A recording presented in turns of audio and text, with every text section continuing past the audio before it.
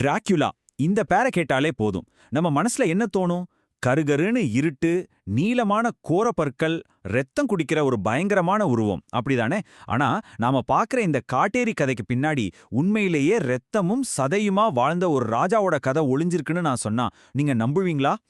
சரி, அப்போ நம்மளோட முக்கியமான கேள்வி இதுதான். எப்படி ஒரு 15ஆம் நூற்றாண்டு இளவரசன் இன்னைக்கு உலகமே பயப்படுற ஒரு காட்டேரியாவா மாறினான்? வாங்க இந்த மர்மத்துக்குள்ள கொஞ்சம் ஆழமா போய் பார்க்கலாம். நம்மளோட இந்த தேடல்ல நாம முதல்ல டிராகனின் மகனை பத்தி பார்ப்போம். அப்புறம் அவன் எப்படி பிணை கைதியானான்னு தெரிஞ்சுக்குவோம். அவனோட கொடுங்கோல் ஆட்சியை பத்தி பேசுவோம். அவனோட மர்மமான மரணம் எப்படி ஒரு புராணத்துக்கு வழிவகுத்துச்சுன்னு பார்ப்போம். கடைசியா எப்படி ஒரு இளவரசன் காட்டேரியா மாறினான்னு முடிப்போம். ஓகே, வாங்க முதல் பகுதிக்குள்ள போலாம். 15ஆம் நூற்றாண்டு கிழக்கு ஐரோப்பா ஒரு மாதிரி ஒரே குழப்பமான போர் நிறைஞ்ச ஒரு காலகட்டம். அந்த உலகத்துல டிராகுலாங்கிற அந்த பெயர் எப்படி உருவாச்சுன்னு பார்க்கலாம். முதல்ல அப்போதைய சூழலை கொஞ்சம் புரிஞ்சுக்கலாம். ஒரு பக்கம் ஹங்கேரி ராஜ்யம், இன்னொரு பக்கம் ஓட்டோமான் பேரரசு. இந்த ரெண்டு பெரிய சக்திகளுக்கும் நடுவுல வளாக்கியாங்கிற ஒரு சின்ன ராஜ்யம் சிக்கி தவிச்சிட்டு இருந்துச்சு. இங்கதான் ஒரு சுவாரஸ்யமான விஷயம் நடக்குது. டிராகுலாவோட அப்பா 2ஆம் விளாட் ஒரு மாவீரர்கள் குழுவுல சேர்றாரு. அந்த குழுவுக்கு பேரு ஆர்டர் ஆஃப் த டிராகன். இதுல சேர்ந்ததுக்காக அவருக்கு டிராகுல்னு ஒரு பட்டப்பெயர் கிடைக்குது. அதுக்கு அர்த்தம் த டிராகன். அப்போ டிராகுலாங்கிற பேருக்கு அர்த்தம் ரொம்ப சிம்பிள், டிராகனோட பையன், அவ்வளோதான். இதுல பயப்படுற மாதிரி எதுவுமே இல்லை பாருங்க. நாம நினைச்சதுக்கும் இதுக்கும் சம்பந்தமே இல்லை இல்லையா? நம்மளோட மொத்த பார்வையுமே இது மாத்திருச்சு. சரி, இப்போ வாங்க இளம் டிராகுலாவோட வாழ்க்கையில நடந்த ஒரு 2 அத்தியாயத்தை பார்க்கலாம். இந்த காலகட்டம் தான் அவரோட மனசுல அதிர்ச்சியையும் வெறுப்பையும் பழிவாங்கும் உணர்ச்சியையும் விதைச்சது. இப்போ டிராகுலாவோட அப்பாவோட நிலையை யோசிச்சு பாருங்க. அவரால வேற வழியே இல்ல.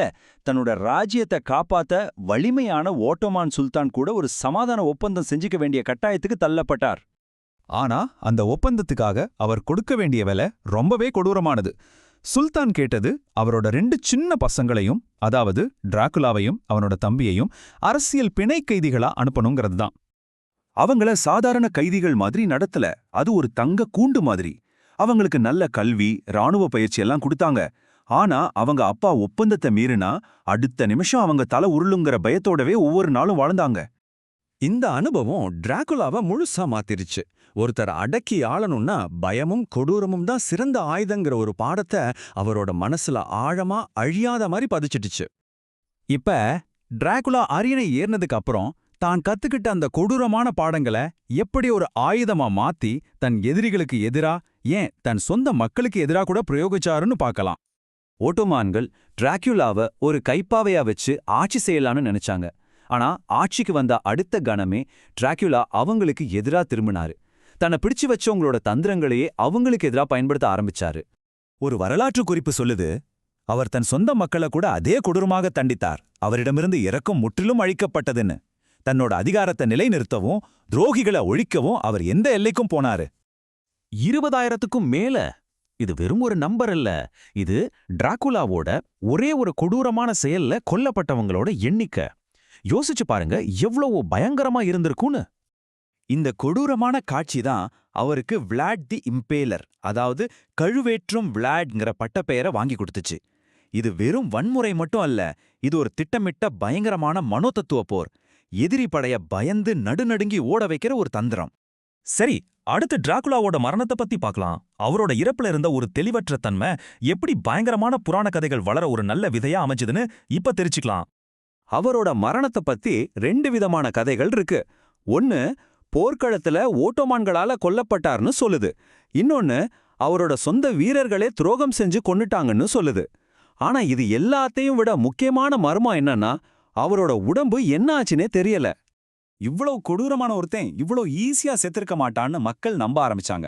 அவரோட மரணத்துல இருந்த இந்த மர்மம் அவர் உண்மையிலேயே சாகல, எங்கேயோ மறைஞ்சு வாழ்ந்துட்டு இருக்காருங்கிற வதந்திய பரவ வச்சது. இதுதான் அமானுஷ கதைகளுக்கான முதல் புள்ளி. சரி, இப்ப வாங்க நம்ம கிட்ட இருக்கிற எல்லா துண்டுகளையும் ஒன்னா இணைச்சு ஒரு முழுமையான சித்திரத்தை உருவாக்குவோம். எப்படி இந்த வரலாற்று மனிதர் உலகமே பயப்படுற ஒரு கற்பனையான காட்டேரியா மாறினாருன்னு தெரிஞ்சுக்கலாம். இது ஒரு 4 படிநிலை மாற்றம். முதல்ல அவரோட நிஜ வாழ்க்கை கொடூரங்கள் மூலமா கிடைச்ச பயங்கரமான புகழ். 2வது அவரோட கதை ரத்தம் குடிக்கிற ஆவிகளை பத்தின உள்ளூர் நாட்டுப்புற கதைகளோட கலந்தது. மூணாவது அவரோட மர்மமான மரணம். நாலாவது கடைசியா பிராம் ஸ்டோக்கரோட டிராகுலா நாவல் இந்த புராண கதைக்கு ஒரு நிரந்தர உருவத்தை கொடுத்துருச்சு. இந்த ஒப்பீட்ட பாருங்க. ஒரு பக்கம் உண்மையிலேயே வாழ்ந்த ஒட்டோமன்களுக்கு எதிரா சண்டை போட்ட 1476ல இறந்த ஒரு இளவரசன், இன்னொரு பக்கம் கற்பனையான ரத்தம் குடிக்கிற சாகாவரம் பெற்ற ஒரு காட்டேரி. ரெண்டுக்கும் நடுவுல எவ்ளோ பெரிய வித்தியாசம் பாத்தீங்களா? இதுல இருக்கிற கடைசி முரண்பாடு இதுதான். நாம எல்லாரும் அவரை ஒரு அரக்கனா பார்க்கறோம். ஆனா அவரோட சொந்த நாட்டுல ருமேனியாவுல நிறைய பேர் அவரை நாட்டை பாதுகாத்த ஒரு மாபெரும் தேசிய வீரரா பார்க்கறாங்க. இறுதியா இந்த ஒரு கேள்வியோட உங்களை விட்டுட்டு போறேன். விளாட் டிராகுலா ஒரு கொடூரமான கொடுங்கோலனா அல்லது ஒரு தேசிய வீரரா? ஒரு வரலாற்று நபரை எது தீர்மானிக்குது? அவரோட செயல்களா இல்ல அவரை பத்தி நாம சொல்ற கதைகளா? இத பத்தி நீங்க என்ன நினைக்கிறீங்க? யோசிச்சு பாருங்க.